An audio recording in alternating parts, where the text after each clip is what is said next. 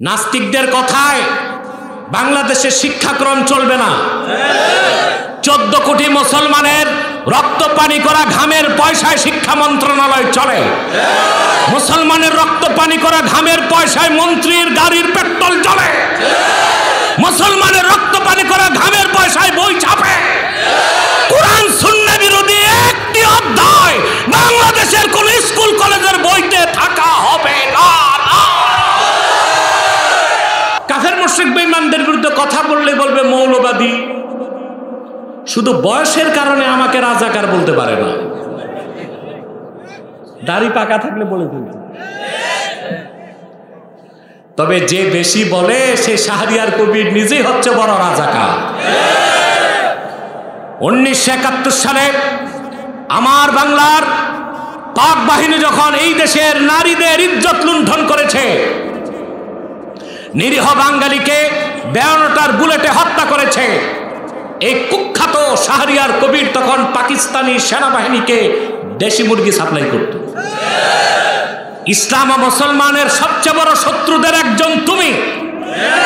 যদি ট্রান্সজেন্ডারের পক্ষে বক্তব্য বন্ধ না হয়, 1971 সালে পাক বাহিনীর দালালি করার কারণে বাংলাদেশের মুসলমান, তুমি নাস্তিককে যুদ্ধাপরাধীর শাস্তিতে ফাঁসির দাবিতে রাজপথে নামতে বাধ্য হবে বাংলাদেশের মুসলমান।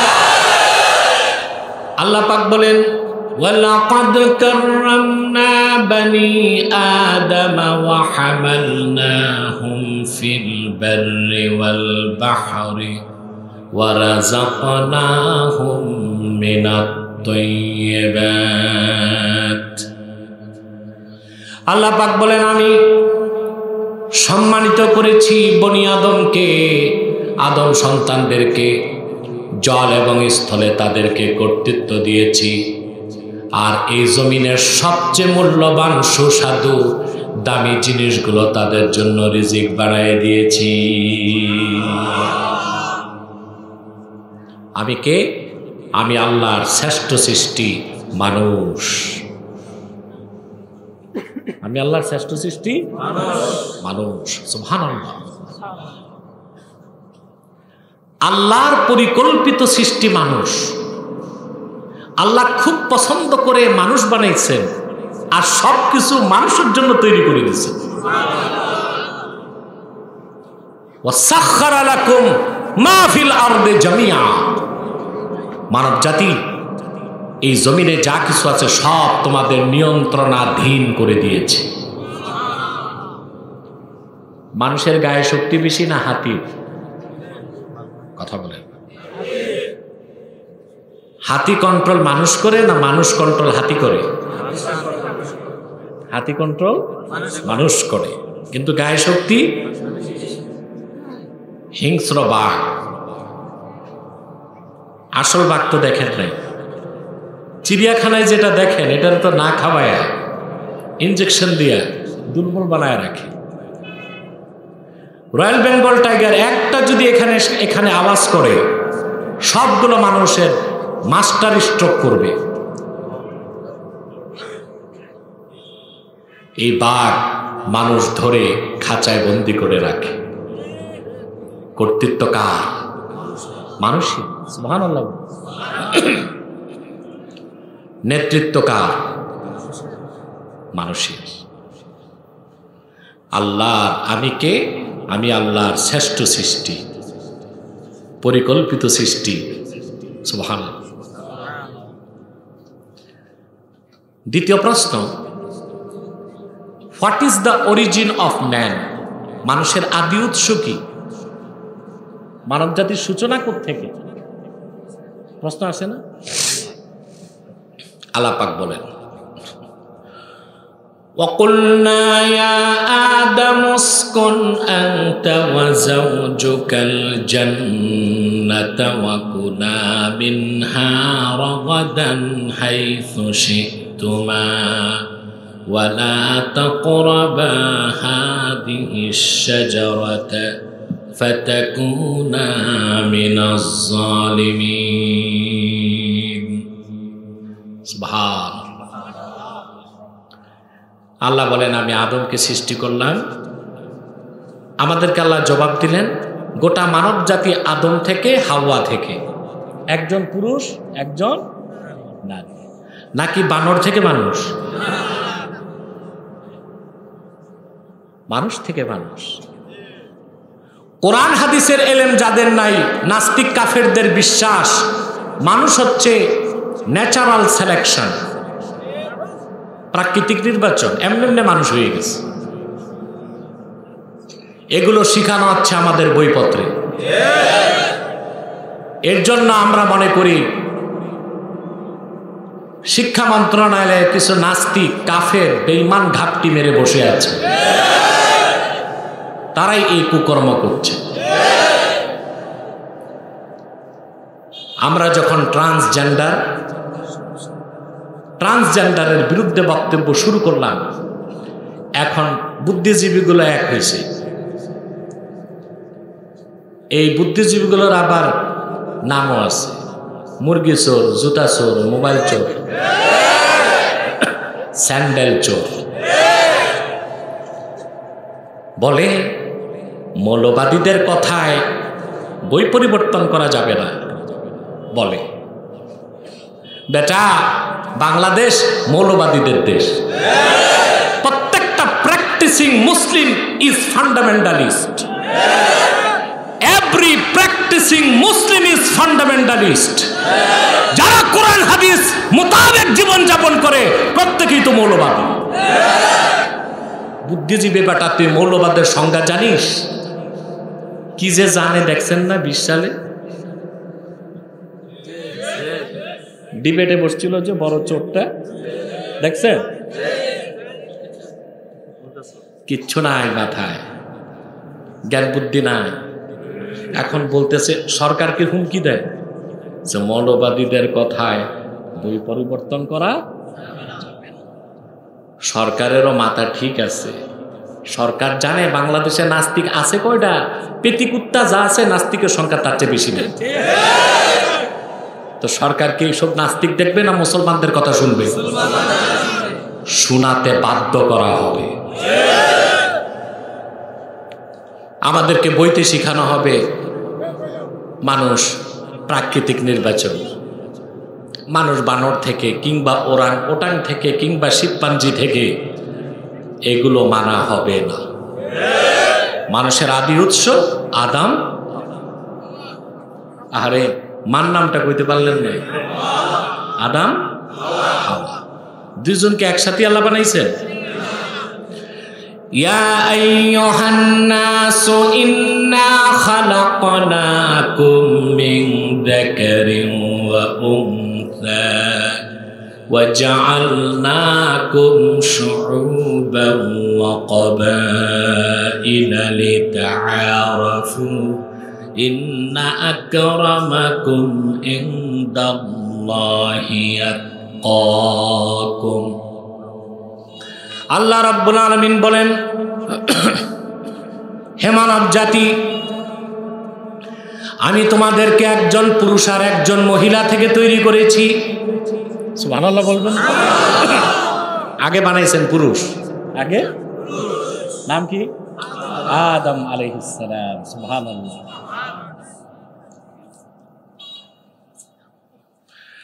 আল্লাহ রাব্বুল আলামিন অন্যত্র বলেন, ইয়া আইয়ুহান নাসু ইত্তাকু রাব্বাকুমুল্লাযী খালাকাকুম মিন নাফসিন ওয়াহিদা وخلق منها زوجها وبث منهما رجالا كثيرا ونساء।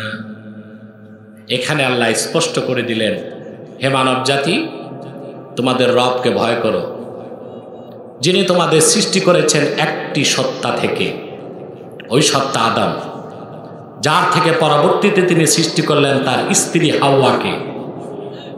তারপর আদম থেকে হাওয়া থেকে তিনি মানব জাতিকে তৈরি করলেন। সুবহানাল্লাহ। এবং ছড়িয়ে দিলেন মানব জাতিকে সারা পৃথিবীতে দুইটি ধারায়, পুরুষ নারী, পুরুষরা নারীরা। সুবহানাল্লাহ কইবেন না?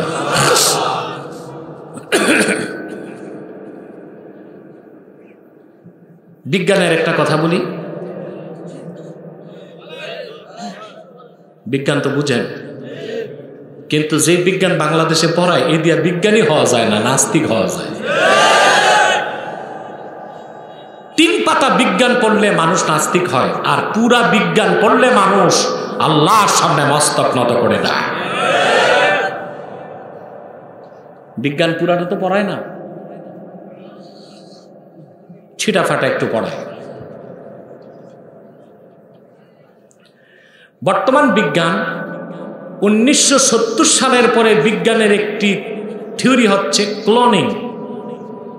ক্লোনিং ক্লোনিং এটা কি? ক্লোনিং অর্থাৎ দেহকোষ থেকে জিন নিয়ে, বুঝলেন? আপনি যেরকম আপনার দেহকোষ থেকে ক্রোমোজোম থেকে জিন নিয়ে ডিএনএ, ডিঅক্সি রাইবোনিউক্লিক অ্যাসিড, এটা সংক্ষেপ হচ্ছে ডিএনএ, এর মাধ্যমে বিজ্ঞান চেষ্টা করছে মানুষ বানানো যায় কিনা। নওয়াজবিল্লাহ। ভেড়ার ডিএনএ নিয়ে একটা বানাবার চেষ্টা করছে, ওটার নাম দিয়েছে ডলি। মরে গেছে। কি হয়েছে? ক্লোনিং এর মাধ্যমে কিয়ামত তক মানুষ বানানো সম্ভব নয়। তবে কোরআন সাক্ষ্য দিচ্ছে আল্লাহ তাআলা আদম থেকে হাওয়াকে তৈরি করছেন ক্লোনিং এর মাধ্যমে। আদমের অংশ দিয়ে হাওয়া। সুবহানাল্লাহ বলেন। তো যা কনসেপ্ট বিজ্ঞান পায়, সফল হোক আর বিফল হোক, পায় কিন্তু আমাদের কাছ থেকে। কাদের কাছ থেকে? এগুলো বুঝতেছেন?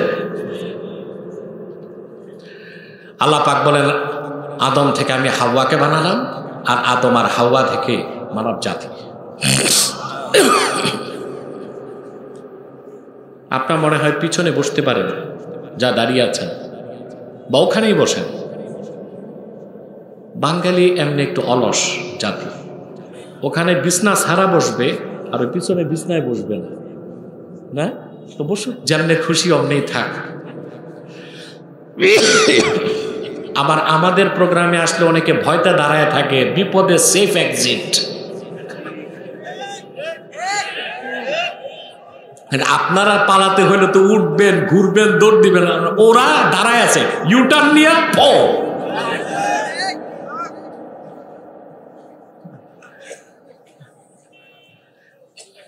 আদম আলাইহিস সালামকে বেহেশতে আল্লাহ তৈরি করলেন, তার মনে জাগলো একজন সঙ্গী যদি পাইতাম।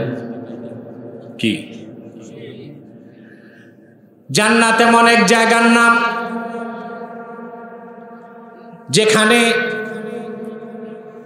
মুখে বলার দরকার হবে না, হৃদয়ের গভীরে কোনো কামনা বাসনা জাগলে 2 ঠোঁটে বলার আগে আল্লাহ পাক আশা পূরণ করেন যে জায়গায়, তার নাম জান্নাত। সুবহানাল্লাহি বিহামদিহি। আদম আলাইহিস সালামের মনে জাগলো যদি সঙ্গী পেতাম, ফাআলকাল্লাহু আলাইহিন নাওমা, আল্লাহ জান্নাতে তারে ঘুম পাড়ায় দিলেন, আর ঘুমে রেখে আদমের বাম পাজরের হাড্ডি দিয়ে আল্লাহ তার স্ত্রী হাওয়ারে বানায় দিলেন। সুবহানাল্লাহ। আদম আলাইহিস সালাম কনসান্স, হুশ ফিরার পর দেখেন পরমা সুন্দরী, অশ্রুতপূর্ব সৌন্দর্যের সুষমায় ভরপুর এক নারী তার সামনে দাঁড়িয়ে আছে। আল্লাহু আকবার। তিনি গেছেন স্পর্শ করতে তার স্ত্রীকে। আদম আলাইহিস সালাম দিয়েছেন ধমক, মা মা ইয়া আদম, থামো। আদম আলাইহিস সালাম বললেন, কেন? আল্লাহ তো আমার জন্যই তৈরি করছেন, তো তুমি বাধা দাও কেন? হযরতে জিবরিল বললেন, আদ্দি মোহরাহা ক্বাবলা আন তামাসসাহা, সে তো তোমার স্ত্রী, তার শরীর স্পর্শ করার আগে আল্লাহর হুকুমে তার মোহর আদায় করে দাও। আপনারা বিয়ে করছেন, মোহর দিছেন, দিছেন, বাচ্চা মানুষ করেছে,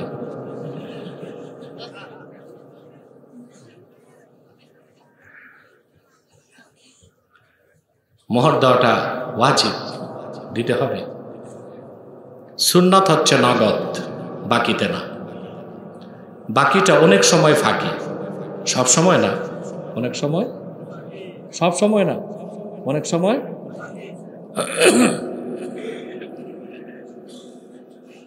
যতটুক পারেন মোহর ততটুক বলবেন, যতটুক পারেন। আপনি যদি সুন্নাত হচ্ছে, উত্তম হচ্ছে মোহরে ফাতেমি, কিন্তু ইসলাম অনুমতি রাখছে আপনি যদি 1 মণ স্বর্ণ আপনার বউকে মোহর দেন, ইসলাম বলছে দিতে পারো। দিতে পারো তাই না, তালাক দিলে বউ থেকে নিতে পারবেন না, স্বর্ণ লইয়া বাড়ি যাবে। সুবহানাল্লাহ বলুন। ইসলামের চেয়ে বেশি নারীর অধিকার কেউ দেয় নাই। এগুলো যেগুলো নারীবাদী বুদ্ধিজীবী সব হাড়ে হাত দিতে বদমাশ, হাড়ে হাত দিতে অতি নারীবাদী।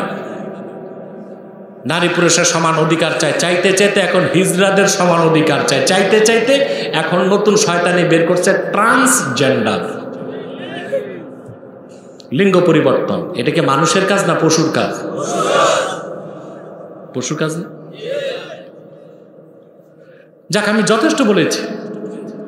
আজকেও 2টা চ্যানেল আমার কাছে গিয়েছিল সাক্ষাৎকার নিতে, আমাকে টিভিগুলো ডাকে, বুঝলেন, একটু আসেন টক শোতে, একটু আসেন বক্তব্য। আমি বলছি আমার তো এই টাইম নেই, কারণ আমার বাড়ি থেকে ঢাকা যেতে লাগে 3 ঘন্টা, জ্যামে আসতে 3 ঘন্টা, এই 6 ঘন্টা টাইম করি। আমি বলছি যার দরকার আমার কাছে আসো। তো যারা আসে তাদেরকে আমি সাক্ষাৎকার দিয়ে বক্তব্য দিই। আলহামদুলিল্লাহ, আমি চ্যানেলের পিছনে দৌড়াই না। আল্লাহর হাবিব মুহাম্মদ সাল্লাল্লাহু আলাইহি সাল্লামের জুতা মোবারকের সদকায় চ্যানেলই দৌড়ায় আমার পিছনে। কারণ আলহামদুলিল্লাহ সস্তা জনপ্রিয়তার লোভ থেকে বেঁচে থাকার চেষ্টা করি। সস্তা জনপ্রিয়তার লোভ থেকে বেঁচে থাকার চেষ্টা করি। কেন জানেন? মানুষ যখন জনপ্রিয়তা অর্জন করে তখন শয়তান তাকে ওয়াসওয়াসা দেয়, হক কথা বললেও না, বললে জনপ্রিয়তা কমবে। তখন বক্তার বক্তা থাকে না, তক্তা হয়। স্কলার আর স্কলার থাকে না, স্ক্রু ড্রাইভার হয়। আলেম আর আলেম থাকে না, জালেম হয়। আলেম আর দরকারি থাকে না, সরকারি হয়। আলেম দরকারি থাকে না, দরবারি হয়। বাংলাদেশ ধ্বংস করতেছে দরবারি মৌলবীরা। মাইকম্যান না, ওরে কিছু কইয়া নাও, ভয় পাচ্ছে। সামনে আসো, সামনে আসো।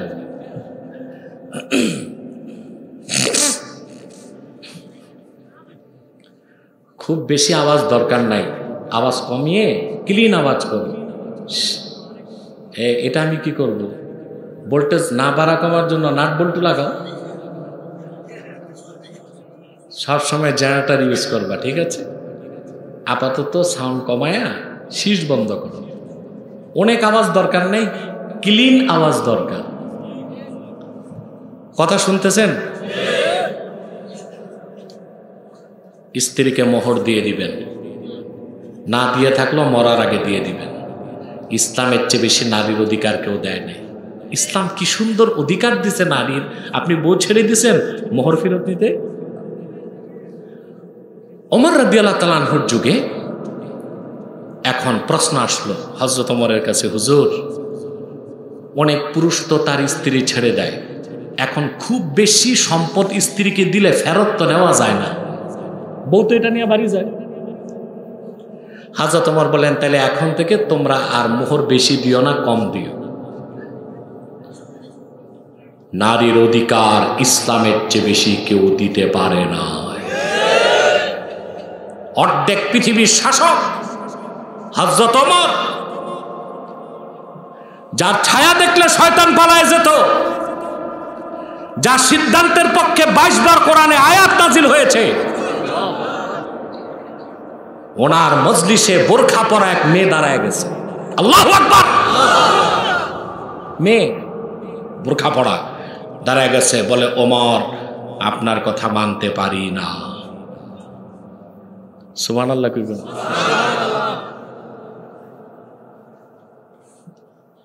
বলেন কেন?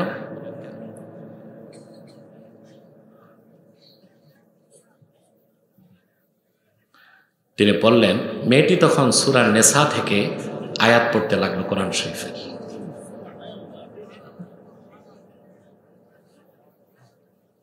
বলেন, ওমর, আল্লাহ সূরা নিসাতে বলেছেন, ডান দিকের মাইকের আওয়াজ কানে আসে, পুরাও ওই আওয়াজটা আমার কানে আসে।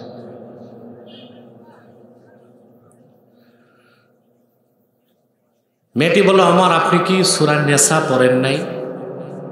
আল্লাহ তো বলেছেন, তোমরা যদি স্ত্রী পরিবর্তন করতে চাও করতে পারো। وآتيتم إحداهن قنطارا فلا تأخذوا منه شيئا। আর যদি স্ত্রীকে কিন্তার সোনার উপর স্তূপ মোহর হিসেবে দাও, তালাক দেওয়ার পর একটা দিরহাম ফেরত নেওয়া যাবে না। মেয়েটি কোরআন শরীফ থেকে হযরত ওমরকে দলিল দিল, মোহর হিসেবে কিন্তার,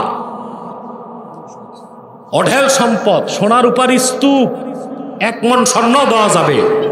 তা আপনি কেন বলতেছেন যে বেশি মোহর দিও না? আপনার কথা তো মানার সুযোগ নাই। হাদিস সাক্ষ্য দেয়, হযরত ওমর রাদিয়াল্লাহু তাআলা আনহু তার ফতোয়া প্রত্যাবর্তন করলেন। আর তিনি যে বক্তব্য দিলেন, ইতিহাসের পাতায় স্বর্ণাক্ষরে তা লেখা আছে। তিনি বললেন, আখতা আসাবাত ইমরাআতুন ওয়া আখতা ওমর। একটি মেয়ে সঠিক ফতোয়া দিয়েছে, সেখানে ওমর ভুল করেছে। মেয়ে সঠিক ফতোয়া দিয়েছে, ওমর। এর নাম ফ্রিডম অফ স্পিচ, বাক স্বাধীনতা। এটার নাম কি আছে আপনার সমাজে? প্রধানমন্ত্রী ভুল করলে এমপির সাধ্য আছে বলার আপনি ভুল করছেন? নেতা ভুল করলে কর্মীর বলার সাধ্য আছে, আপনি ভুল করছেন? পীর ভুল করলে মুরিদ বাংলাদেশে বলতে পারে ভুল করছেন? শিক্ষক ভুল করলে ছাত্র বলতে পারে ভুল করছেন? কথা বলেন। আর অর্ধেক পৃথিবীর শাসক ধুলার তখ্তে বসে সারা দুনিয়া যিনি শাসন করলেন, অর্ধেক পৃথিবীর শাসক হযরত ওমরের ভুল ধরলেন একজন নারী। ইসলাম এত বেশি মানবাধিকারকে সংরক্ষণ করেছে, ইসলাম এত বেশি বাক স্বাধীনতা দিয়েছে, ইসলাম এত বেশি নারীর অধিকারকে প্রতিষ্ঠা করেছে। এর বাইরে নারীর কোনো অধিকার হতে পারে না, লাম্পট্য ছাড়া, বদমাশি ছাড়া, বেহায়াপনা ছাড়া। যারা নারীদের পক্ষে মিছিল করে নারী পুরুষ সমান অধিকার চায়, এই লম্পটগুলো নারীদেরকে ভোগ পণ্য পরিণত করতে চায়। নারীর মর্যাদা তাদের কাছে নাই, আছে?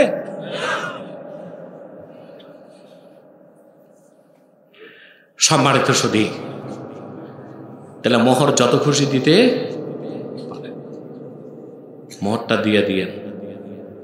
অনেক পুরুষ কাপুরুষ বিয়ের পরিস্থিতির পাও ধরে কয়, মাফ করছুনি।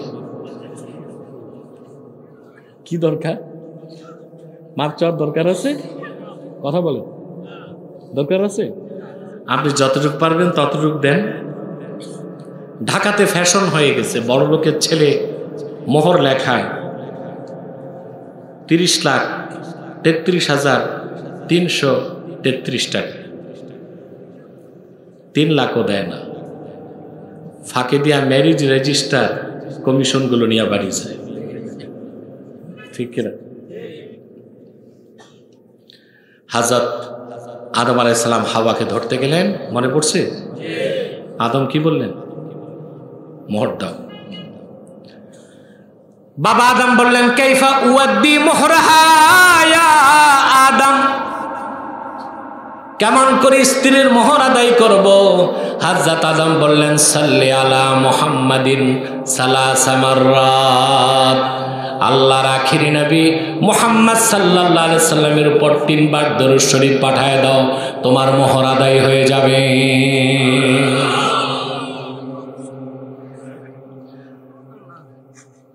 সুবহানাল্লাহ।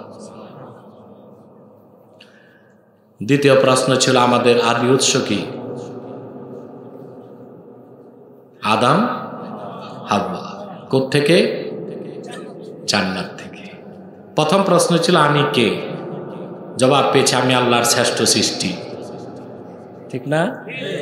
পরিকল্পিত সৃষ্টি, আল্লাহর প্রিয় সৃষ্টি। সুবহানাল্লাহ। দ্বিতীয় প্রশ্ন, আমি কোত্থেকে?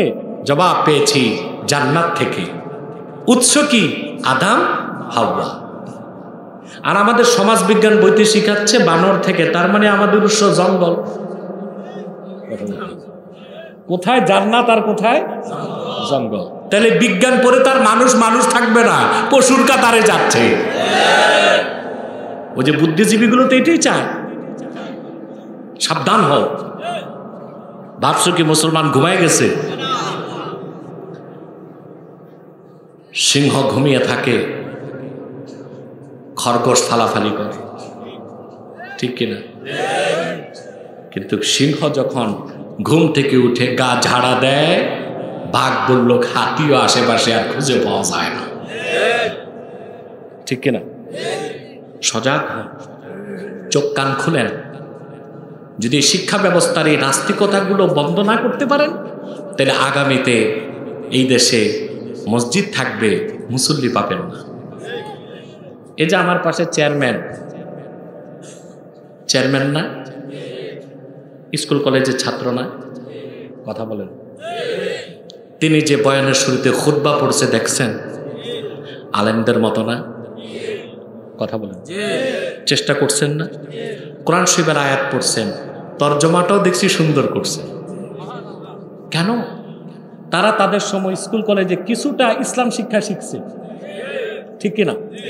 মক্তবে গেছে, হক্কানি পীর মাশায়েখদের সোহবত পেয়েছে। বিশেষ করে আপনাদের বড় হুজুর পীর সাহেব, আমার বড় ভাই আল্লামা ফারুক সিয়ার সিদ্দিকী পীর সাহেব জৌনপুরের সোহবত পেয়েছে, আলহামদুলিল্লাহ। এই জন্য একটা চেয়ারম্যানের মুখে আমরা ওয়াজ শুনছি। কিন্তু যদি যে শিক্ষাক্রম হচ্ছে এখন, এটা যদি বাস্তবায়িত হয়, এটার প্রতিক্রিয়া তো এখন পাবা না, 10 বছর পরে। ঘরে ঘরে নাস্তিক হবে, মসজিদ থাকবে, মুসল্লি থাকবে না, পীরের খানকা থাকবে, মুরিদ থাকবে না, প্যান্ডেল থাকবে, মাহফিলে শ্রোতা থাকবে না। গোটা বাংলাদেশকে ডি ইসলামাইজেশন, ইসলাম মুক্ত বাংলাদেশ বানাবার চক্রান্ত করছে পশ্চিমারা। আর বাংলাদেশে তারা হাতে নিয়েছে কাফের মুশরিক বেঈমান, কুখ্যাত নাস্তিক, কুখ্যাত কাফের মুশরিক বেঈমান তাদেরকে। আর নেতৃত্বে আসছে তথাকথিত বুদ্ধিজীবীগুলো। আপনাদেরকে চোখ কান খোলা উচিত না? এখন সজাগ হওয়া উচিত না? আসেন বিষয়টা বুঝি আস্তে আস্তে। দ্বিতীয় প্রশ্নের জবাব পেয়েছি? কথা বলেন। জিটা জি ঠিক মতো হইল না। জবাব পাইছেন? আমরা কোত্থেকে? বাবার নাম, মায়ের নাম। দুইটা প্রশ্ন উত্তর পেয়েছেন। তৃতীয় প্রশ্ন, কেন? কেন আল্লাহ আমাকে বানালেন? কোন অবিশ্বাসী নাস্তিক কাফেরকে জিজ্ঞেস করুন কেন, সে বলবে কেন প্রাকৃতিক নির্বাচনে আমরা সৃষ্টি হয়েছি। ওমা ইউহলিকুনা ইল্লাদ দাহার, এক সময় মৃত্যু আসবে, আমরা মাটির সঙ্গে মিশে যাব। জীবন তো একটাই, ভালো করে খাও দাও, ফুর্তি করো, মৌজ মাস্তি করো। সেজন্য কাফের খাওয়ার জন্য বেঁচে থাকে, পক্ষান্তরে মুমিন মুসলমান বেঁচে থাকার জন্য খায়। পার্থক্য আছে। কাফের মুশরিক বাঁচে খাওয়ার জন্য, ঠিক না? আর মুমিন বেঁচে থাকার জন্য খায়। পার্থক্য আছে। কাফেরের জীবনের কোনো উদ্দেশ্য নাই, কোনো লক্ষ্য নাই, কিচ্ছু নাই, কিচ্ছু নাই। ওরা মনে করে ভোগ বিলাস করো, এক সময় মৃত্যু আসবে, সব কিছু শেষ। কিন্তু মুসলমান জানে তাকে আল্লাহ কেন সৃষ্টি করছেন। মৃত্যুর পর সব শেষ না, মহান উদ্দেশ্যে আল্লাহ আপনাকে সৃষ্টি করছেন। আল্লাহ রাব্বুল আলামিন বলেন, আফাহাসিবতুম আন্নামা খালাকনাকুম আবাসান ওয়া আন্নাকুম ইলাইনা লা তুরজাউন। মানুষ কি ধারণা করেছে আমি মানুষদেরকে এমনি এমনি তৈরি করেছি, মৃত্যুর পরে আবার তাদের জিন্দা করব না আর আমার কাছে ফিরে আসতে হবে না? না উদ্দেশ্য আছে? কথা বলে না। আল্লাহ পাক বলেন আওলা লাকা ফাআওলা থুম্মা আওলা লাকা ফাআওলা আয়াহসাবুল ইনসানু আন ইউতরাকা সুদা। মানুষকে ধারণা করেছে তাকে এমনি এমনি ছেড়ে দেওয়া হবে, কাফেররা তো তাই ভাবছে। আল্লাহ বলেন না, আমার কাছে ফিরতে হবে। তো পৃথিবীতে সৃষ্টি করলেন কেন আমাদেরকে? এখন উত্তর চলতেছে কেন। প্রশ্ন ছিল কে, দ্বিতীয় প্রশ্ন কোত্থেকে, তৃতীয় প্রশ্ন আল্লাহ জবাব দিচ্ছেন ওয়ামা খালাকাতুল জিন্না ওয়াল ইনসা ইল্লা লিয়াবুদুন। আমি মানুষ আর জিনকে সৃষ্টি করেছি কেবলমাত্র আমারই ইবাদতের জন্যে। উত্তর পেয়েছি? কথা বলে না। This is the actual philosophy of life. এটাই জীবনের মূল দর্শন। এখান থেকে কাফের মুশরিক যোজন যোজন মাইল দূরে অবস্থান। কথা বুঝতেছেন? এবার আসেন, আমি যে আয়াত বুঝানোর জন্য, যে আয়াতের ব্যাখ্যা দেবার জন্য এত কথা বললাম, এবার মূল কথাটা বলি। সবই মূল কথা, কোরআন হাদিস থেকে যতটুকু বলেছি। এখন ব্যাখ্যাটা দিচ্ছি, এখন ব্যাখ্যাটা বুঝে যাবেন। বলবো? ওই যে এক লোক চশমা লাগায় ঘুমাচ্ছে যেন ভালো করে স্বপ্ন দেখতে পারে, নাকি? এটাকে বাড়ি নিয়ে যাওয়ার জন্য। প্রিয় ভাই সব সময় দেখুন, না আছো নাকি? হ্যাঁ, পুরো 1 ঘন্টা হয়ে গেছে, আর কয়েক মিনিট বাকি। আমি তো 11:30টায় বসছি, এখন তো 12:30। আমরা আল্লাহর কোরআন শুনতেছিলাম তো টাইম দেখি নেই আর। আলহামদুলিল্লাহ। তাহলে আমি আর 15 মিনিট কষ্ট দিব, একটা মানুষ উঠতে পারবেন না। রাজি আছেন? কে কে হাত তুলে আমার মালিক আল্লাহকে দেখায় দেন।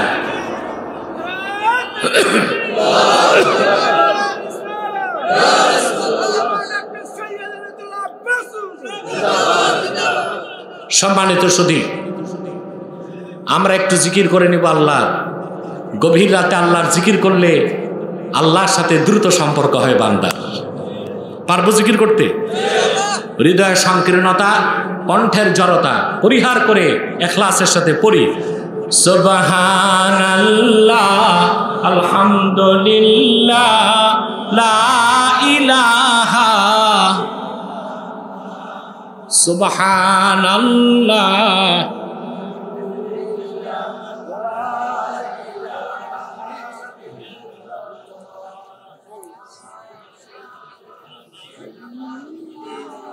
লা ইলাহা ইল্লাল্লাহ লা ইলাহা ইল্লাল্লাহ সুবহানাল্লাহ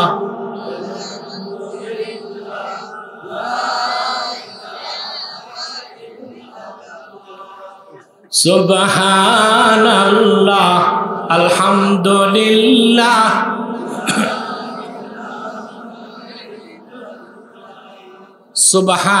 সুবহানাল্লাহ আলহামদুলিল্লাহ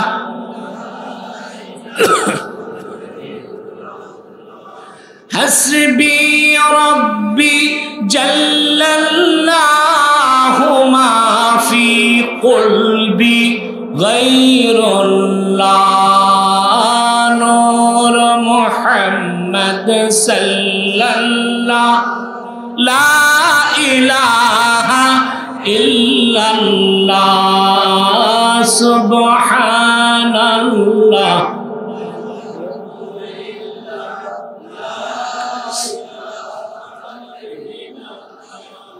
লা ইলাহা ইল্লাল্লাহ মুহাম্মাদুর রাসূলুল্লাহ সাল্লাল্লাহু আলাইহি ওয়াসাল্লাম। আল্লাহ আমাদের কেন সৃষ্টি করলেন বলেন? ইবাদতের জন্য। সুবহানাল্লাহ। কোরআন কারিমে সূরা বাকারাতে, সূরা ফাতিহার পর প্রথম সূরা কি? সূরা ফাতিহাতে আল্লাহ তাআলা নিজের পরিচয় দিয়েছেন, বুঝলেন? আমাদের পক্ষ থেকে ঘোষণা কি হবে ইবাদতের তা বলেছেন। আমরা যেন হেদায়েতের পথে চলি সেই দোয়া শিখিয়েছেন। আমরা যেন কাফের মুশরিকের পথে না চলি সেই শিক্ষা আমাদের দিয়েছেন। কিন্তু কোনো আদেশ নিষেধ নাই, আছে? এরপর শুরু সূরা বাকারা। সূরা বাকারার 1 থেকে 20 পর্যন্ত আয়াতে আল্লাহ তাআলা ঈমানদারদের কথা বললেন, ঈমানের কথা বললেন। তারপর মুনাফিকদের বিরুদ্ধে বললেন, নেফাকের বিপক্ষে বললেন, কাফেরদের বিপক্ষে বললেন, কুফরের বিপক্ষে বললেন। 1 থেকে 20 আয়াত। সূরাতুল বাকারাতে আল্লাহ রাব্বুল আলামিন 1000 আদেশ করেছেন, 1000 নিষেধ করেছেন একটা সূরায়। আর সে সূরা বাকারায়, তার মানে কোরআন কারিমে বান্দাকে প্রথম আদেশ করেছেন, ইয়া আইয়ুহান নাস উবুদু রাব্বাকুম, হে মানব জাতি তোমরা তোমাদের রবের ইবাদত করো। সুবহানাল্লাহ বলবেন না? এটা খেয়াল করছেন? রমজানে তো আপনারা প্রতিযোগিতা করেন, আমি 10 খতম করছি, আমি 15 খতম, না? শুনি মহিলারাও নাকি 30 খতম করে ফেলে 30 দিনে। শোনেন না আপনারা? আপনি যদি রমজানে 30 খতম না করে বুঝে বুঝে পড়ে 1 খতম দেন, সুবহানাল্লাহ, আপনার নাজাতের জন্য যথেষ্ট হয়ে যাবে। আমরা এত ওয়াজ শুনি, পরিবর্তন নাই কেন? আছে পরিবর্তন, কাঙ্ক্ষিত পরিবর্তন নাই, ঠিক না? কেন নাই? হাফেজ ইবনে কাসির তার ইবনে কাসিরে লেখেন, আল্লাহর হাবিব আখিরি নবী নূর নবীজি মুহাম্মদ সাল্লাল্লাহু আলাইহি সাল্লামের মহান সাহাবীগণের অভ্যাস ছিল, তারা কোরআন শরীফের 10টা আয়াত আল্লাহর হাবিবের নূরের জবান থেকে শুনতেন, মুখস্থ করতেন, ব্যাখ্যা শিখতেন। 10 আয়াতের আমল পুরাপুরি চালু হলে 11 নম্বর আয়াতে যেতেন। সুবহানাল্লাহ বলবেন? 10 আয়াতের আমল চালু হলে 11 থেকে 20, 11 থেকে 20। এমন ভাবে আল্লাহর হাবিবের শ্রেষ্ঠ সাহাবী আবু বকর সিদ্দিকের ব্যাপারে এসেছে, ওয়াকাফা আবু বকরিন রাদিয়াল্লাহু তাআলা আনহু সামানিয়াতা সানা ফি সূরাতিল বাকারা। এভাবে আবু বকর সিদ্দিকের সূরা বাকারা শিখতে 8 বছর সময় লেগেছে। কত বছর? 8 বছর। কত সূরা? কার?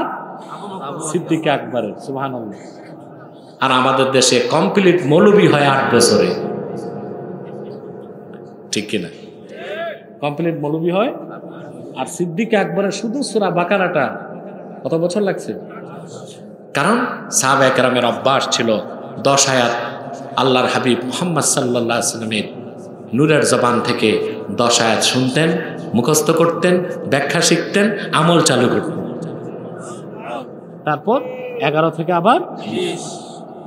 এই জন্য বলি, কোরআন শরীফ কিভাবে পড়তে হয়, ব্যাখ্যা বুঝতে হয়, তা আপনাকে উসুলে তাফসিরের মাধ্যমে শিখতে হবে, ঠিক না?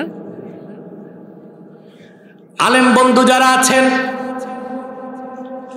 আমি আপনাদেরকে নসিহত করছি না, পরামর্শ দিচ্ছি। কোরআন শরীফের ইলম যদি চান, 10টি আয়াতের তাফসীর আগে বুঝতে হবে। সামনে 4টা তাফসীর রাখবেন। কয়টা? এটা আমার ছাত্রদেরকে আমার নসিহত থাকে।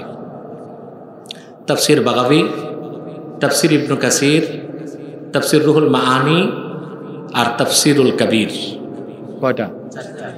কমসে কম এই 4টা তাফসীর যদি পড়েন 10 আয়াত করে, আর কোরআন শরীফ খতম করতে পারেন, তা বাংলাদেশে আপনি 10 জন সেরা মুফাসসিরের একজন হতে পারবে। এখন বাংলাদেশে কাদেরকে আমরা মুফাসসির বলি? যার তেলাওয়াতে ভুল, তরজমায় ভুল, আর তাফসীর তো চোখেও দেখে নাই। হ্যাঁ, কোরআন হাদিসের বাইরে কেচ্ছা কাহিনী গল্প গুজব করে মানুষকে একটু কান্দায় টান্দায়া চোখ মুছতে মুছতে পকেট ভারী করে বাড়ি যায়। হ্যাঁ হ্যাঁ, নাম থাকে, বিশাল বড় নাম থাকে, তাফসীরুল কোরআন মাহফিল। ঠিক? যদি আমার বাংলাদেশে একটি কথা মনে রাখবেন, আরব বিশ্বের বাইরে দুনিয়ার কোথাও এত মসজিদ নাই বাংলাদেশে যত মসজিদ, এত মাদ্রাসা কোথাও নাই বাংলাদেশে যত মাদ্রাসা, এত মাহফিল পৃথিবীর কোথাও হয় না বাংলাদেশে যত মাহফিল হয়। কিন্তু মসজিদগুলোতে গেলে দেখবেন জামাতে মুসল্লি কম, বাজারে সুদখোর, বিচারে ঘুষখোর। কেন? যদি সত্যিকার অর্থেই এই দেশে মাহফিলগুলোতে হক আদায় করে পীর মাশায়েখগণ, বক্তাগণ দিনের দাওয়াত দিতেন, তো বহু আগেই বাংলাদেশের চেহারা পাল্টে যেত, বহু আগেই বাংলাদেশে হুকুমতে কোরআন কায়েম হয়ে যেত। হচ্ছে না, হক আদায় হচ্ছে। রাগ করেন? রাগ করলে কি করার আছে? আল্লাহ তাআলার হুকুম, কুলু কওলান সাদীদা, আই কুলু কওলান মুস্তাকিমা লা ইওজাজা ফিহি ওয়ালা ইনহিরাফ। যে কথা হক, সত্য, যে কথায় বক্রতা নাই, অস্পষ্টতা নাই, তা বলো। সুবহানাল্লাহ কইবেন না? আর কয়েক মিনিট, ঘুমাইবেন না, যে না কইতেছে।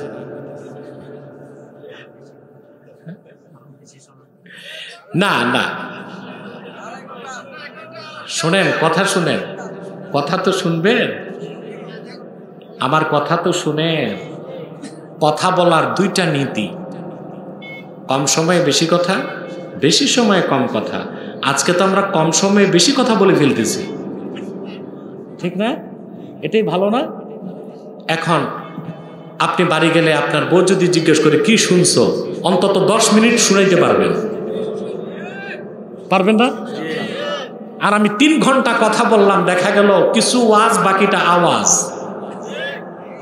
আপনি বাড়ি যাইতে যাইতে সব ভুলে গেছেন। আপনাকে বউ জিজ্ঞেস করবে হুজুর কি বলছে, আপনি বলবেন মজা লাগছে, মনে নেই।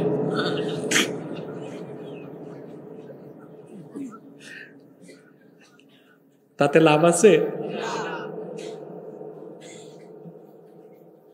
জামাল উদ্দিন, প্রশ্ন আনছো নাকি? না, আজকে না, আজকে আমি ক্লান্ত। সম্মানিত সুধী, কথা শুনতেছেন তো? তাহলে যে কথা বলছিলাম,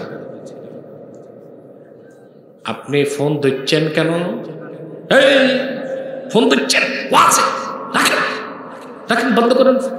চরম বেয়াদবি। আর কথা বুঝছেননি? হ্যাঁ, এটা কি বড়ুরার মতো হয়েছে না নোয়াখালীর মতো হয়েছে? তাহলে তো হইল না। কোন বক্তব্য? দেখবো আমি। কথা শুনতেছেন? সূরাতুল বাকারাতে 1000 আদেশ, 1000 নিষেধ।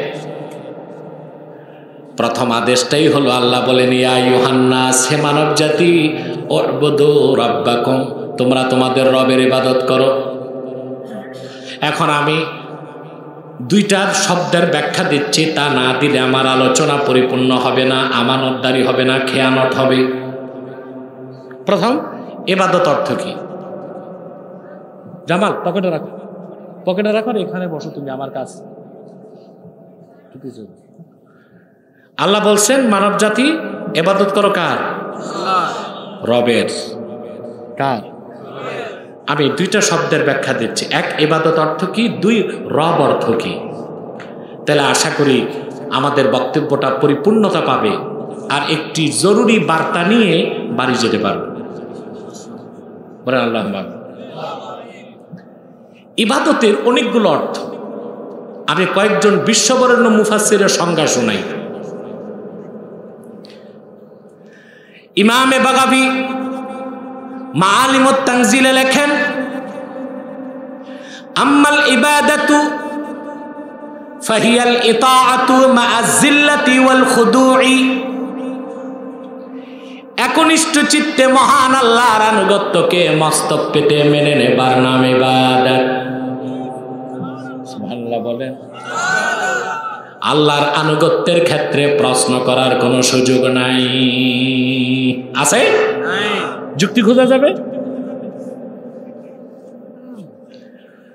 মুসলিম জাতির জনক, মুসলিম জাতির পিতা হযরত ইব্রাহিমকে আল্লাহ পাক বললেন, ওয়া ইয ক্বালা লাহু রাব্বুহু আসলিম ক্বালা আসলামতু লিরাব্বিল আলামিন। আসলিম, তাফসীর বাগাবীতে এসেছে এই আয়াতের ব্যাখ্যায় আল্লাহ বললেন আসলিম আই সাররিফ, ওনো কাকা ইয়া ইব্রাহিম, তোমার রবের হুকুমের সামনে মস্তক নত করো ইব্রাহিম, মুসলিম হও, আত্মসমর্পণ করো। তিনি প্রশ্ন না করে বলেন আসলামতু লিরাব্বিল আলামিন, আমি গোটা সৃষ্টি জগতের রবের আনুগত্যকে মস্তক পেতে মেনে নিলাম, এর নাম ইবাদত। এর নাম কি? আরেকজন মুফাসসিরের সংজ্ঞা শোনাই, বাইজাবি, তাফসীর বাইজাবি। এটা আলিয়াতে ফাজিলে পড়ে, কামেলে। আমরা পড়েছি মিশকাতে, মিশকাত জাবাত, আর আলিয়াতে পড়ে কামেলে, তাফসীর বিভাগে। ইমামে বাইজাবি তিনি ইবাদতের ব্যাখ্যায় লিখেন, ইবাদত শব্দটা এসেছে তাজাল্লুল থেকে, সেজন্য আরবিতে বলা হয় তরিকুল মা'বাদ আই তরিকুল মুজাল্লাল। যে সড়ক কোনো সরকার বানায় না, চেয়ারম্যান মেম্বার বানায় না, মানুষ হাঁটতে হাঁটতে সড়ক বানায়, ওই সড়ককে আরবিতে বলা হয় তরিকুল মা'বাদ আই তরিকুল মুজাল্লাল। মানুষের পদাঘাতে সড়ক হয়েছে বলে তার নাম তরিকুল মা'বাদ। ঠিক বান্দা মহান আল্লাহর ইবাদত আনুগত্য গ্রহণের ক্ষেত্রে নিজের অস্তিত্বকে তুচ্ছ মনে করে আল্লাহর হুকুম মেনে নিবে, এর নাম ইবাদত। এর নাম কি? তরিকুল মা'বাদ। দেখছেন মেঠো পথ, চলার পথ, ওটা কি রোলার দিয়ে বানায়? হাঁটতে হাঁটতে পায়ের আঘাতে পথ হয়ে যায়, ওটা হচ্ছে তরিকুল মা'বাদ। অর্থাৎ তরিকুল মুজাল্লাল, পদাঘাতে যে পথ হয়। তো ইবাদতের অর্থ তাজাল্লুল, তাজাল্লুল আল ইতাআতু মা'আত তাজাল্লুল। মহান আল্লাহর হুকুমকে মস্তক পেতে মেনে নেওয়া হচ্ছে ইবাদত। এই দুইটা ব্যাখ্যা বুঝছেন? এবার শোনাবো আমার প্রিয় মুফাসসিরের সংজ্ঞা, হাফেজ জালালউদ্দিন সিয়ুতি রাহমাতুল্লাহ। আমার সবচেয়ে প্রিয় মুফাসসির ইমাম সিয়ুতি। আপনারা যারা মাদ্রাসায় তাফসীর জালালাইন পড়েন, আপনারা এই তাফসীরের গুরুত্ব বুঝেন না। যে পড়ায় সেও বুঝে না, যে পড়ে। কেন বললাম এটা? উলুমুল হাদিসের একটা কিতাব আছে, আলেমরা পড়বেন, মানাহিলুল ইরফান ফি উলুমিল কোরআন। আমরা আমাদের দেশে মাদ্রাসায় পড়ানো হয় আল ইতকান। কি পড়ায়? এটা আমরা মিশকাতে পড়েছি, আলিয়াতে পড়ায় ফাজিলে না কামেলে? কামেলে। আল ইতকান খুব ছোট, মানে এটা হচ্ছে মৌলিক কথা, বুঝলেন? আরে বুঝেননি? জিটি কিছু একটা কইবেন না, তা আমি কারে কথা শোনাবো? বেশি বুঝে চুপ হয়ে গেছে না, মানুষ একদম না বুঝলেও চুপ থাকে, আর খুব বেশি বুঝলেও বেশি বুঝলে আবার আমার সমস্যা, একটু কম বুঝেন তো ভালো হবে। মানাহিলুল ইরফান ফি উলুমিল কোরআনে পৃথিবীর শ্রেষ্ঠ নির্ভরযোগ্য 27টা তাফসীরের নাম আসছে। কয়টা? 1 নম্বরে জালালাইনের নাম। 1 নম্বরে আমি আমার ছাত্রদেরকে বলি যে তোমরা শুধু তাফসীর জালালাইন মূল কিতাবটা শুরু থেকে শেষ পর্যন্ত যদি হাসিয়ার সাথে পড়ো, জালালাইনের হাসিয়াটা লেখা হয়েছে 27টা তাফসীর থেকে। তো এই শুধু জালালাইন যদি হাসিয়ার সাথে কোনো ছাত্র পড়ে তো বাংলাদেশে সে সেরা মুফাসসিরে কোরআন। পড়তে তো হবে, কথা বলে না, পড়তে হবে না? ইবাদতের সংজ্ঞা 2টা শুনছেন, 2 জনের, তৃতীয়টা শোনেন। বিশ্ববরেণ্য মুফাসসির হাফেজ জালালউদ্দিন সুয়ুতি ইবাদতের সংজ্ঞায় লেখেন, ইবাদত হচ্ছে ইমতিসালুল আওয়ামিরে ওয়া ইজতিনাবুন নাওয়াহি। ঈমান আনার পরে আল্লাহ আল্লাহর হাবিব মুহাম্মদ সাল্লাল্লাহু আলাইহি ওয়াসাল্লামের সব হুকুম মানা, নিষেধ ছাড়া, তার নাম ইবাদত। ইমাম সুয়ুতি যে সংজ্ঞা দিয়েছেন একেবারে পরিপূর্ণ, এরপরে আর কোনো সংজ্ঞা নাই। ঈমান আনার পরে ইমতিসালুল আওয়ামির ওয়া ইজতিনাবুন নাওয়াহি, হুকুমগুলো মানতে হবে, নিষেধগুলো ছাড়তে হবে। এর নাম কি? আমরা কিন্তু ইবাদত বুঝি না, সেজন্য দেখা যায় আমাদের দেশে মুসল্লি 30 বছর ধরে নামাজ পড়তেছে, চুরিও করতেছে, সুদও খাচ্ছে, ঘুষও খাচ্ছে, পাশের বাড়ির পড়োশিকে মিথ্যা মামলা দিয়া ঝুলাইতেছে। পাশের বাড়ির সাথে মামলা হয় কেন? জায়গা জমি নিয়ে, একজন বাদী একজন, দোনোজন জানে কে ঠিক কে, কিন্তু মামলা চলতেছে। আর যে মিথ্যা মামলা করতেছে দেখা যায় সে নামাজও পড়তেছে, তাহলে সে হুকুম মানছে, নিষেধ ছাড়ে নাই। এটা ইবাদতের মধ্যে সে পরিপূর্ণ ইবাদতকে সে গ্রহণ করলো। তাহলে আমরা কি শিখলাম আজকে? ইবাদত করবো কার? আল্লাহর আখিরি নবী,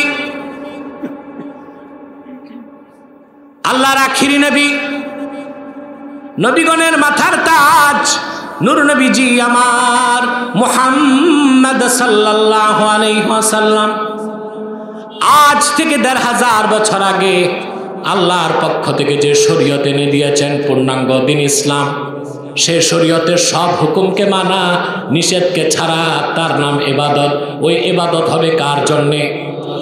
সেজন্য আল্লাহ বলেছেন ইয়া আইয়ুহান নাস উবুদু রাব্বাকুম।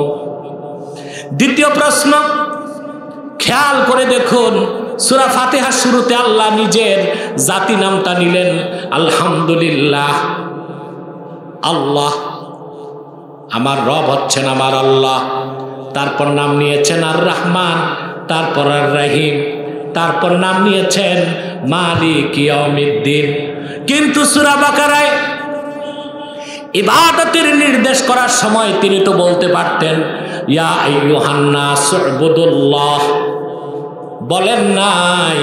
তিনি তার সবচেয়ে প্রিয় নামগুলোর একটি রব নামটা নিয়েছেন, বলেছেন হে মানব জাতি, তোমরা তোমাদের রব আল্লাহর ইবাদত করো। তাহলে বোঝা যায় রব নামের মধ্যে আল্লাহর মারিফত আছে। সুবহানাল্লাহ বলবেন? বাংলাদেশে কিছু ভণ্ড পীর এখন বের হয়েছে, শরীয়ত নাই, মারিফতের দোহাই নেই। এইরকম ভণ্ড পীরদের কিছু ভাইরাস আপনাদের বরুরাতেও আছে। শরীয়ত নাই, নামাজ নাই, রোজা নাই, পর্দা নাই, জিকির নাই, সুন্নতের আমল নাই, জিকির ফিকির নাই, গান বাদ্য, পীরকে সেজদা, মাজারকে সেজদা, নারী পুরুষ অবাধ মেলামেশার মাধ্যমে একটি বদমাশি পরিবেশ যারা সৃষ্টি করে, ওইটা পিরানি নয়, বদমাশি। ওটা মারিফত নয়, মাইরের পথ। ঠিক কিনা? এদের থেকে দূরে থাকবেন, এদের থেকে, করোনা ভাইরাস থেকে যত দূরে থাকতেন, এসব ভণ্ড পীর থেকে তত দূরে থাকতেন। আবার বলছি, করোনা ভাইরাস থেকে যত দূরে থাকতেন, এসব ভণ্ড পীরের ভাইরাস থেকেও ওদের ভাইরাস হচ্ছে শিরক এবং কুফর, ঠিক কিনা?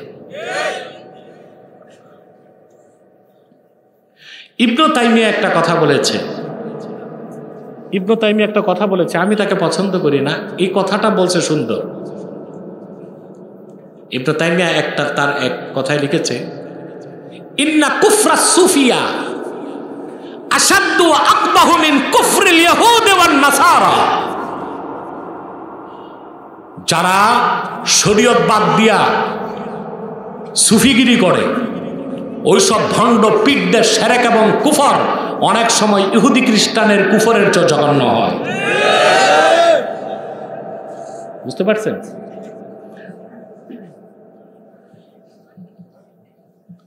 মনে রাখবেন, কোরআন ও হাদিসের বাইরে কোনো শরীয়ত নাই, কোনো তরিকত নাই, কোনো হাকিকত নাই, কোনো মারেফত নাই।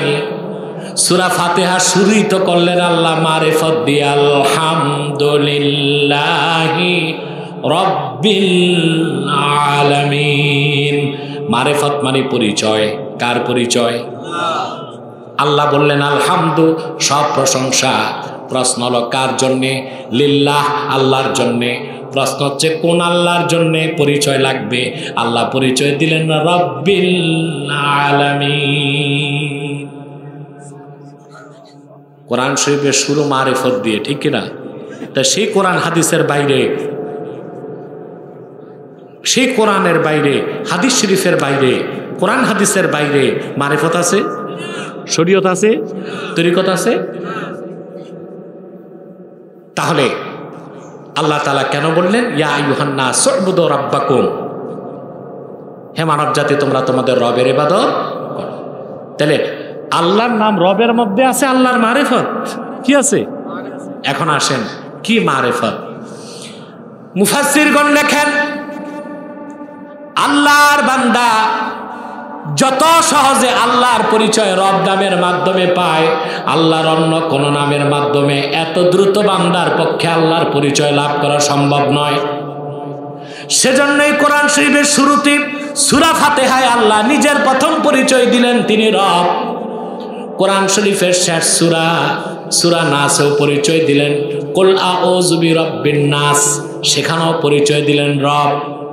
আবার কোরআন শরীফের প্রথম যে আয়াতের মাধ্যমে বান্দারে নির্দেশ করলেন ওখানেও পরিচয় দিলেন ইয়া আইয়ুহান নাস উ'বুদু রাব্বাকুমুল্লাযী খালাকাকুম। সুবহানাল্লাহ বলেন। এখন ইবাদতের ব্যাখ্যা তো পেয়েছেন, রব শব্দের অর্থটা বলে আমি ইনশাআল্লাহ বিদায় নিচ্ছি, তাইলে আমার আলোচনা পরিপূর্ণতা পাবে। রব শব্দের অর্থ আর রব্বু বিমা'না তারবিয়া হিয়া তাবলীগু শাইই ইলা কামালিহি শাইআন ফাশাইআ। রব শব্দটা আসে তারবিয়াতের অর্থে, আর তারবিয়াত হচ্ছে অস্তিত্বহীনকে অস্তিত্ব দান করার পরে হঠাৎ সৃষ্টি না করে ধাপে ধাপে ক্রমে ক্রমে আস্তে আস্তে সৃষ্টিকে তার পূর্ণতায় পৌঁছে দেওয়া, এটাকে বলা হয় তারবিয়া। এই কাজ যিনি করেন তাকে বলা হয় রব। আল্লাহ হচ্ছেন রব্বুল আলামিন। এটা বুঝে গেছেন? জি না। এটা যদি পুরা বুঝতে চান আমার লেখা নির্বাচিত তাফসীর প্রথম খণ্ড পড়বেন, ওখানে রব শব্দের ব্যাপক ব্যাখ্যা আমি তুলে ধরেছি আল্লাহর রহমতে। কথা বুঝতেছেন? আমি একটু বুঝাই সহজে। রব কাকে বলে? যিনি অস্তিত্বহীনকে অস্তিত্ব দিয়ে আস্তে আস্তে বড় করেন, তারপরে সারা জীবন বাঁচিয়ে রাখার জন্য যা দরকার ব্যবস্থা করেন। শুধু তাই না, আবার তাকে হেদায়েতের পথও দেখায় দেন। সুবহানাল্লাহ বলবেন। মানুষকে হেদায়েত করেন কিভাবে সে জান্নাতে যাবে। আর অন্য প্রাণীকুল ওদের তো বেহেশত নাই, ওদেরকে হেদায়েত করেন কিভাবে খাবে, কোথায় রিজিক খুঁজবে। সুবহানাল্লাহ বলবেন না? এটা বুঝছেন? জি না, আমারই বুঝতে কষ্ট হয়েছে, একটু বুঝেন। এইটা বুঝলে আমার মনে হয় কোরআন শরীফের এই অংশটা বুঝলে নাস্তিক খুঁজে পাবেন না, যদি কিসমত ভালো থাকে।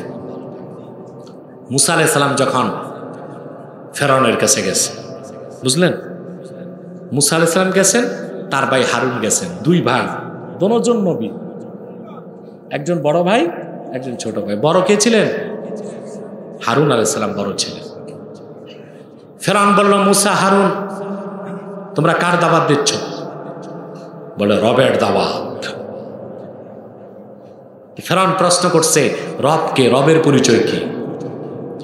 এবার দেখেন মুসা আর হারুন, মুসা আলাইহিস সালাম কি বলছে? সূরা তাহাতে আল্লাহ তুলে দিয়েছেন কোরআন শরীফ। মুসা নবী বললেন, শোনো ফেরাউন, আমার রবকে, রব্বুনাল্লাযী আ'তা কুল্লা শাইইন খালকাহু সুম্মা হাদা। আমাদের রব হচ্ছেন তিনি, যিনি প্রত্যেকটা সৃষ্টিকে আলাদা আলাদা আকৃতি দিয়েছেন আর প্রতিটা সৃষ্টিকে বেঁচে থাকার জন্য পথ দেখায় দেন। আপনি খেয়াল করে দেখুন, মুরগির বাচ্চা, মুরগি যখন ডিম দেয়, ডিম থেকে ফুটে বাচ্চা কখনো সাঁতার কাটতে পারে না। যখন চিল ছো মারতে আসে, ছোট বাচ্চাটাও জানে মায়ের পাখার নিচে গেলে সে আশ্রয় পাবে। কে শিখায় দেন? সুবহানাল্লাহ বলবেন। অপরদিকে হাঁসের ডিম থেকে যখন বাচ্চা ফুটে বেরিয়ে আসে, দুনিয়ার কোনো সুইমিং সেন্টারে সাঁতার শিখাতে হয় না, সে প্রথম দিনই সাঁতার কাটে। কে শিখায় দেন? সুবহানাল্লাহ। এই কাজ কার? রবের। কার? এবার বাংলার মানুষ, আপনাদের জন্য সহজ একটা উদাহরণ দেই। বাংলাদেশ থেকে 11,000 মাইল দূরে রাশিয়ার সাইবেরিয়া, ওখানে এখন তাপমাত্রা হচ্ছে -71 ডিগ্রি সেলসিয়াস। বুঝছেন নাকি? কি বুঝছেন? এখন বরুড়ায় তাপ কত আছে? 14 ডিগ্রি হবে। দেখেন তো, মোবাইল সার্চ দিয়ে দেখতে পারবেন তাপমাত্রা আছে। হ্যাঁ না, আমি বলছি এখন 14 হতে পারে। যে পড়ে নাই, বিশ্ববিদ্যালয়ে পড়ে নাই, ওখান থেকে উড়াল দেয় 11,000 মাইল পথ পাড়ি দিয়ে আমার ভাটি বাংলায়, সুনামগঞ্জের হাওরে, রাজশাহীর হাওরে, আর চলন বিলে এসে কম শীত, এখানে এসে 3 মাস পেট ভরে মাছ খায়। যখন টের পায় তার দেশে শীত কমেছে, আবার উড়ে উড়ে তার দেশে নিরাপদে চলে যায়। কিভাবে সম্ভব? এটা কে করে দেন? এই ক্ষমতা পাখিকে কে দেন? রব্বুনাল্লাযী আ'তা কুল্লা শাই সুম্মা হাদা। প্রত্যেকটা জিনিসকে সৃষ্টি করেন মহান আল্লাহ তাআলা। অস্তিত্বহীন থেকে অস্তিত্ব দেন, ধাপে ধাপে পূর্ণতা দেন, বেঁচে থাকার রিজিক দেন। রিজিক কোথায় খুঁজবে? পথও দেখায় দেন। এটাকে বলা হয় তারবিয়া। এই তারবিয়াত যিনি করেন তাকে বলা হয় রব। আল্লাহ হচ্ছেন রব্বুল আলামিন। সেই রবের ইবাদত ছাড়া কোনো মানুষের ইবাদত মানুষ করতে পারে না। শিরক ছাড়তে হবে। আজ সংস্কৃতির নামে আপনারা শিরক করেন, রাজনীতির নামে শিরক করেন, পীর মুরিদির নামেও শিরক হয়। সংস্কৃতির নামে করেন না? 21শে ফেব্রুয়ারি ফুল দেয় যাইয়া বেদিতে, ঠিক না? কেন? যারা ভাষা আন্দোলনে শহীদ হয়েছে তাদের জন্য দোয়া করেন, মুনাজাত করেন, তার জন্য জাহান্নাম থেকে বাঁচে। ওখানে যায় নীরবে ফুল দিয়া চুপচাপ দাঁড়ায় থাকেন। এটাও তো শিরক। কথা বলেন। রাজনীতির নামে পার্লামেন্টে শপথ নিবে, শপথে বলতেছে আমি বাংলাদেশের প্রতি অকৃত্রিম বিশ্বাস ও আনুগত্য পোষণ করি। শিরক। এটা হচ্ছে রাজনীতির নামে। আবার দেশের মধ্যে অসংখ্য গোমরা পীরের পায়ে যে সাজদা করে, ওই শিরক হয় পীরালির নামে। কিসের নামে? একটা শিরক করা যাবে না। আল্লাহর হাবিব মুহাম্মদ সাল্লাল্লাহু আলাইহি সাল্লামের ঈমানদার উম্মত ইবাদত করবে কার? আল্লাহ। আকাশ বাতাস প্রকম্পিত করে বলেন ইবাদত হবে কার? রবের। কার? পাখিগুলো 11,000 মাইল দূরে এসে 3 মাস খায়। ওদেরকে কে টেলিফোন করছিল বাংলাদেশ থেকে? কোন বুদ্ধিজীবী যে আমাদের দেশে শীত কম? কথা বলেন। তার ভিতরে জাগাইছেন কে? আল্লাহ। এইদিকে যা। সুবহানাল্লাহ। এখন যে দামি প্লেনগুলো বাংলাদেশ সরকার কিনছে, ড্রিম লাইনার, বুঝছেন না চেয়ারম্যান? এই ড্রিম লাইনার সর্বাধুনিক প্লেন, একটা প্লেনের দাম 1200 কোটি টাকার উপরে। কত? একটা প্লেন এত অত্যাধুনিক, একটা প্লেনের দাম 1200 কোটি টাকার উপরে। পুরা বরুড়া বাজারটা কিনা যাবে একটা প্লেন বেচে, ঠিক না? ওই প্লেনে একজন থাকে পাইলট, একজন কো পাইলট, একজন ক্যাপ্টেন। ক্যাবিন ক্রু থাকে 12 জন। কতজন? ওখানে আছে সর্বাধুনিক ডিভাইস, রেডার, তারপর আছে জিপিআরএস। প্লেনের সামনে দেখেন না কালো? কথা বলেন। কোন প্লেনের সামনে সাদা দেখছেন? কি থাকে? ওটা হচ্ছে তার সেন্সর থাকে, সেন্সর। এই ড্রিম লাইনারগুলো 350 মাইল দূরে তুফান হইলে টের পায়। কত দূরে? তখন সে তার গতি পরিবর্তন করে। বুঝলেন? এত কিছু আছে। তারপর মনে করেন প্লেনটা এখান থেকে উঠলো, প্লেনটা যাবে লন্ডন। এত কিছু থাকলেও পাইলট পারবে না। প্রত্যেকটা দেশে আবার এটিসি, এয়ার ট্রাফিক কন্ট্রোল আছে, পাইলট তার সাথে যোগাযোগ করে করে যায়। বুঝলেন না? কিন্তু যদি আকাশে কুয়াশা থাকে, ওই 1200 কোটি টাকার ড্রিম লাইনার মুখ থুবড়ে বসে থাকে। সকাল 9টার প্লেন রাত 9টায়। বাংলাদেশ রেলের যে শিডিউল প্লেনের হয় সেই শিডিউল। কিন্তু সাইবেরিয়ার পাখিগুলো 11,000 মাইল দূর থেকে কি কুয়াশা, কি ঝড়, কি তুফান চলে আসে বাংলাদেশে, তৃপ্তির সাথে খেয়ে আবার চলে যায়। পথ ভুল করে সাইবেরিয়ার পাখি আমেরিকায় যায় না। সুবহানাল্লাহ বলবেন। সেজন্যই বলেছিলাম আমার দেশের নাস্তিকগুলো 3 পাতা বিজ্ঞান পড়ে নাস্তিক হয়। পুরা বিজ্ঞান পড়লে কোরআনের সামনে মস্তক নত হয়ে যেতে বাধ্য হবে। আলেমরা বিজ্ঞান শিক্ষার বিপক্ষে না। আলেমদের কথা, ইসলাম শিখাও তারপর বিজ্ঞান শিখাও, তখন বিজ্ঞানী হবে ইমানদার, ঠিক কিনা? ইঞ্জিনিয়ার হবে ইমানদার, ডাক্তার হবে ইমানদার, নেতা হবে ইমানদার, নইলে চোর ছাড়া কিচ্ছু পাইবেন না, ঠিক কিনা? আমার ভাইয়েরা, আমার রবের পরিচয় আরেকটা উদাহরণ দিচ্ছি। রবের পরিচয়, রব হচ্ছেন তিনি অস্তিত্বহীনকে যিনি অস্তিত্ব দান করার পরে ধাপে ধাপে ক্রমে ক্রমে সৃষ্টিকে তার পূর্ণতায় পৌঁছে দেন, লালন পালন করেন। এই কাজটাকে বলা হয় তারবিয়াতে। এই কাজ যিনি করেন তাকে বলা হয় রব, আমার আল্লাহ রব্বুল আলামিন। এখানে যার বয়স 50-51 বছর আগে আপনি কি ছিলেন? কথা বলেন। নাম ছিল চৌধুরী, পাটওয়ারি, ভুইয়া, চ্যাটার্জি। কথা বলেন। একটা নাম ছিল, কিছুই না। কি ছিল? কিছুই না।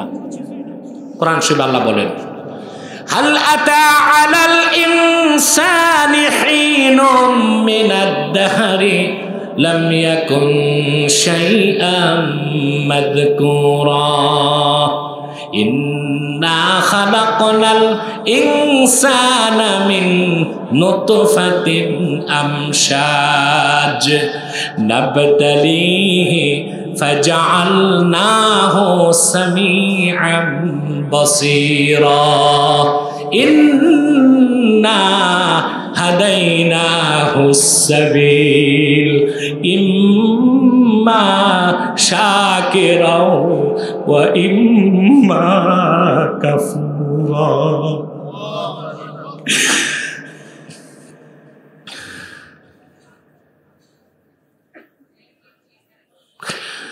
আল্লাহ পাক বলেন, মানব জাতির হাল আতা আলাল ইনসানি হিনুম মিনাদ দাহর, মানুষের কেমন একটা মুহূর্ত যায় না সে কিচ্ছু ছিল না।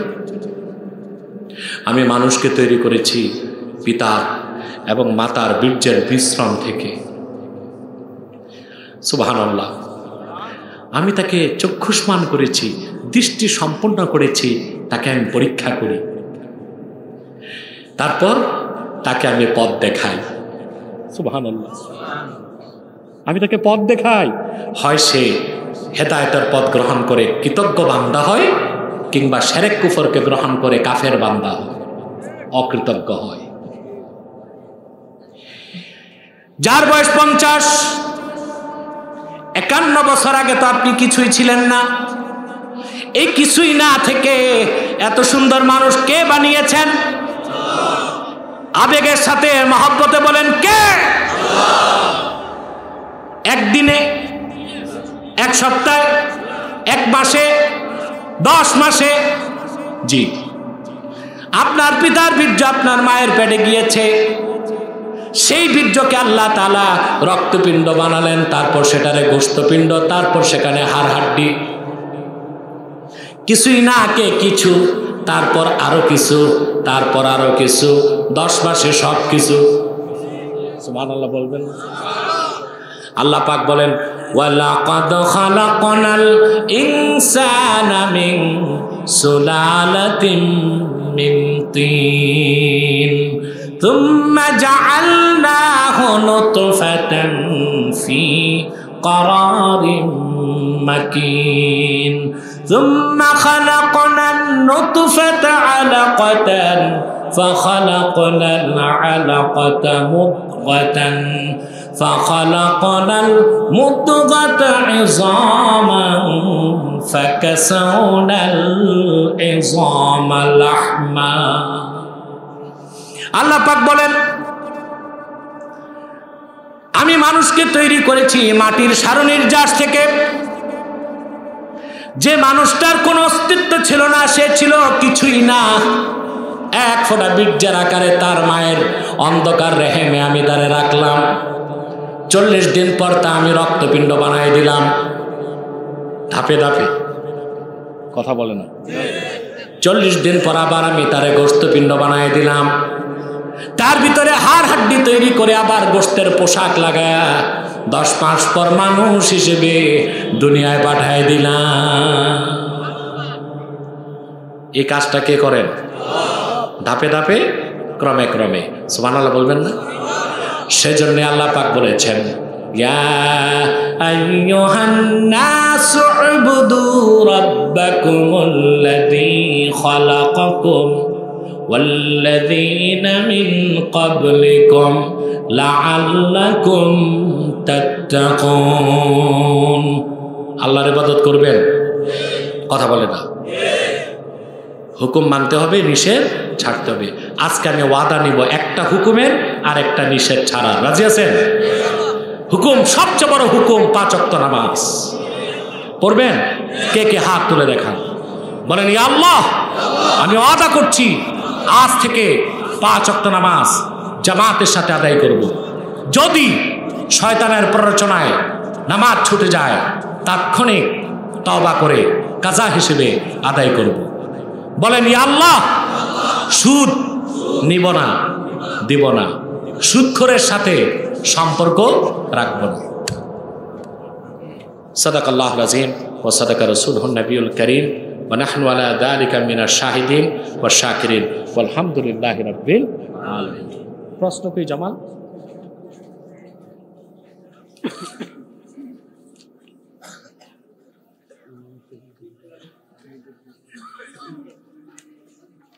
হ্যাঁ, উঠতেছেন কেন? লজ্জা শরম নাই?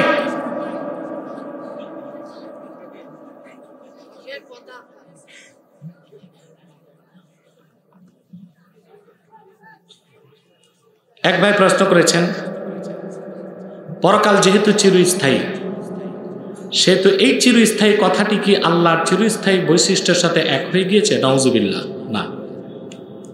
আল্লাহ হচ্ছেন জামানা, অতীত, বর্তমান, ভবিষ্যৎ কাল এ সব কিছুর ঊর্ধ্বে। বরং যুগের স্রষ্টাই তো আমার আল্লাহ। আমরা ছিলাম না, আছি, পরকালে থাকব। আর আল্লাহ ছিলেন, আছেন, থাকবেন। আল্লাহর আবাদিয়াত, আজালিয়াতের সাথে মাখলুকের কোনো তুলনা হইতে পারে না। একটি পর্যায়ে হলেও কি পরকালীন জীবনের কি শেষ আছে? না।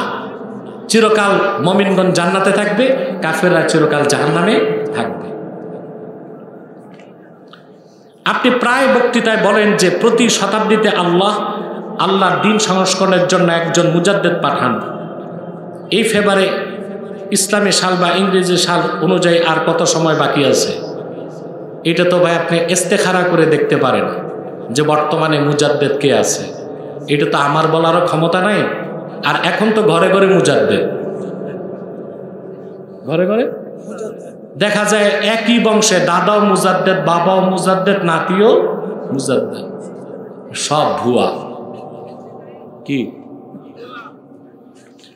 মুজাদ্দেদ খুঁজতে হলে আপনি ইস্তেখারা করবেন 3 দিন, আল্লাহর পক্ষ থেকে আপনাকে দেখানো হবে কবে আসবে বা কে। কথা বুঝতে পারছেন?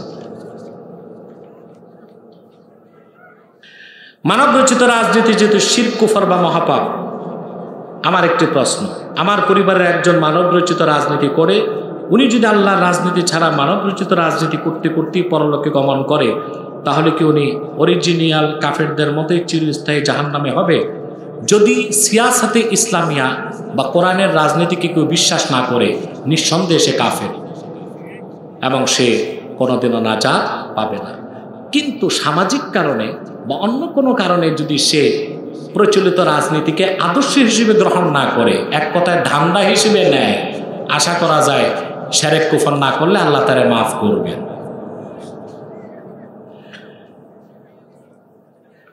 আমি সৌদি আরবের প্রবাসী, আমাদের ডিউটির গাড়ি 5টায়, কিন্তু 5টা বাজে ফজর আজান হয়, সেজন্য অনেক আজান হওয়ার 5-10 মিনিট আগেই নামাজ পড়ে বের হয়। আবার কেউ গাড়িতে নামাজ পড়ে, কারণ কাজের গাইডে যেতে সময় লাগে 1 ঘন্টা 30 মিনিট, তখন নামাজের সময় থাকে না। এখন আমাদের করণীয় কি? দেখুন ভাই, ওয়াক্তের আগে নামাজ পড়া জায়েজ না। কথা বুঝতে পারছেন? আল্লাহ 5টা ওয়াক্ত দিয়েছেন। কয়টা? আকিমিস সালাতা তারাফাইন নাহারি ওয়া যুলাফাম মিনাল লাইল ইন্নাল হাসানাতি ইউযহিবনাস সাইয়্যাত। 5টা ওয়াক্ত। কয়টা? কথা বলে না, বুঝলেন? এখন একটা সুযোগ আছে। কি আছে? একটা সুযোগ, যদি আজানের আগে নামাজ পড়তে পারবেন, যদি ওয়াক্ত প্রবেশ করে। যেমন মনে করেন আপনাদের এলাকায় এশার আজান হয় 7:15, কিন্তু 7টার কিছু পরে কিন্তু এশার ওয়াক্ত শুরু হয়। তখন আপনি আজান দিয়ে জামাত করে নামাজ পড়ে ফেলতে পারবেন, নামাজ হবে। আজান হয় নাই, ওক্ত হয়েছে, কিন্তু আজানও হয় নাই, ওক্তও হয় নাই, তখন সেই ওক্তের নামাজ আগে পড়লে নামাজ হবে না। তো যে ভাই সৌদি আরবে প্রবাসী, তাকে আমার উত্তর হচ্ছে, যদি তুমি দেখো যে গাড়ি যখন ছাড়ে কাজের উদ্দেশ্যে যাও, আজান না হলো, ফজরের ওক্ত চলে এসেছে, তাহলে তুমি আগে নামাজ পড়ে ফেলতে পারবা, কিন্তু ওক্ত চলে না আসলে পড়া যাবে না আগে। আমি আর আপনাদের কষ্ট দিচ্ছি না।